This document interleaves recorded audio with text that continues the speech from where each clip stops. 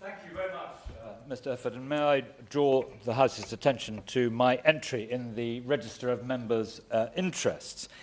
May I congratulate my right honourable friend on securing this debate and on leading a galaxy of great speeches. It's a pleasure to follow the Honourable Lady. She and I have worked together on global health partnerships, and I agree with everything that has been said. If I can just pick up on a couple of points that have been made during the course of the debate. There's been focus on the British G20, and I'm sure that that is a very important opportunity for Britain to provide some leadership on this. As we get older, Mr. Efford, we tend to look back through rose-tinted spectacles at the past.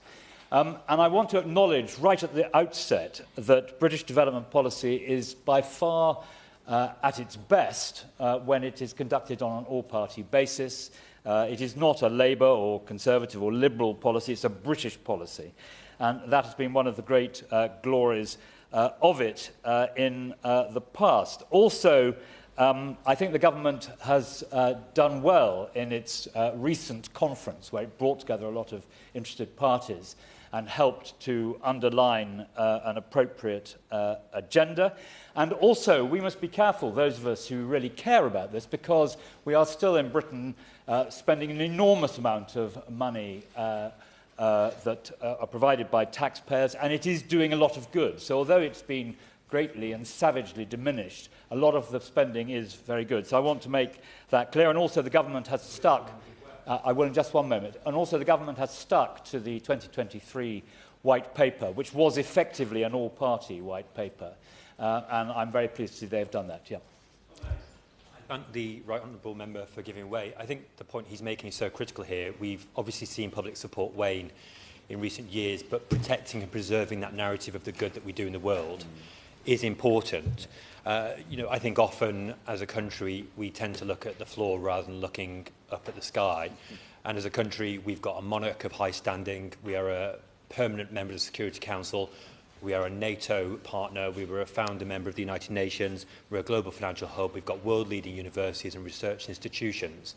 So would he agree with me that actually one of the things that can come out of this debate, but the other debates that we have around this topic, is not to hand-wring, as we've heard repeatedly in this chamber, but in fact to think about how we build on our successes and we celebrate the good that we have done? Well, I don't really agree with that, because he is citing a number of things where Britain makes a big contribution, but there's a big black hole where we have cut off our legs in respect of international development. And I'm going to come on and say a word or two about that in a moment.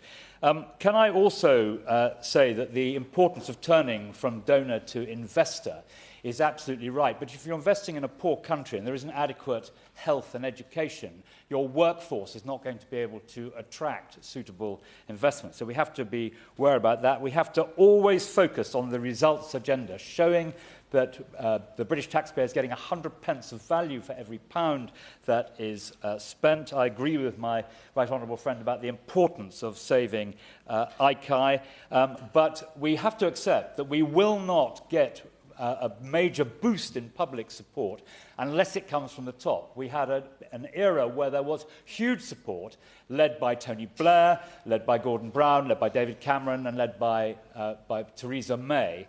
If you don't have support at the top, and particularly if you have a Prime Minister who is foolish enough to say from the dispatch box that DFID is like an ATM in the sky spewing out public money, taxpayers' money, unless you have that support from the top, you will not win back and sustain public support. And finally, the only point on which I disagreed with my right honourable friend was in respect of BII. BII, of course, does follow the government's lead. The government is a 100% shareholder in BII and is therefore able to set out very clearly what the priorities should be, but then should leave an organisation like BII to get on with following that mandate.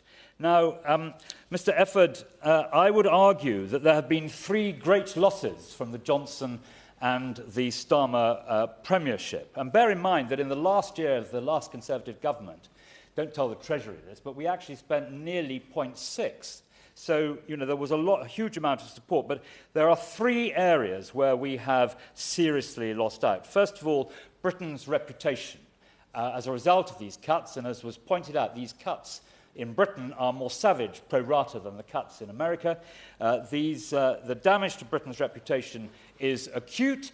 I would argue that since the Suez crisis, there has only been one area of indisputable British international leadership, and that has been on international development, and I'm afraid we have lost that. We've lost out on British interests, particularly in respect of the rampant nationalism that is now being pursued at a time when you need international cooperation to tackle these great scourges that have been mentioned in this debate. And above all, perhaps the poorest people in the world who were reliant on British expertise and support and cash, they too have lost out.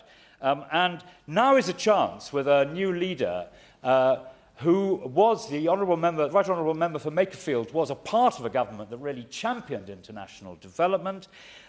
He knows about that. Now is a chance to make some changes. And I urge Labour members to rise up now at this point and say that the historic interests and support of the Labour Party has been for international development.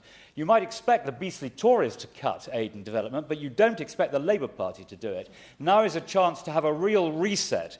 And that reset, in my view, Mr. Effort, should include three things. First of all, it should include an acceptance that the vaporization of DFID and the merger was an ocean-going disaster. Everyone who's had anything to do with it knows that perfectly well. It has led to a huge loss of skill. I urge the government to decide to set up at least an agency, if not to restore DFID, to take action on helping to restore our reputation and the huge agglomeration in London of expertise that resulted. Secondly, we should move back, as is the law of the land, to the 0.7. We should do it, however, over a number of years. You can't provide that sort of amount of money overnight, but over a period of 5 years, 6 years, we should try to move systemically back to that.